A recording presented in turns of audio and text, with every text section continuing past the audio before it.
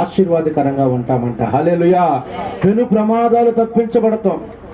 మన బిడ్డలు వెళ్ళినా మనం వెళ్ళినా ఎక్కడికి వెళ్ళినా మనకి ఎటువంటి ప్రమాదం హాని జరగదు. ఎందుకంటే అతను మనస్పూర్వకంగా అతను ముద్దు పెట్టుకున్నాడు. ఈరోజు నీ ఆత్మీయుల జీవితంలో నీ కింద ఉన్న వాళ్ళు, నీ తోటి వాళ్ళు, ఇప్పుడిప్పుడే కొద్దిగా పాటట్ట ఉంటున్న వాళ్ళని చూసి వ్యసనం పడకుండా మీరు ఇంకా డెవలప్ అవ్వాలని మనం కోరుకున్నాం అనుకోండి, మన ప్రాణాల మీదకి రాబోతున్న కొన్ని ప్రమాదాల నుంచి మనము తప్పించబడతామంట. దేవునికి స్తోత్రం కలుగును గాక. హల్లెలూయా. లాస్ట్ మాట లూకాసు వార్త 15:20. లూకాసు వార్త 15:20 ఒకసారి చూద్దాం. లాస్ట్ మాట చెప్పిన ప్రార్థన చేస్తాం.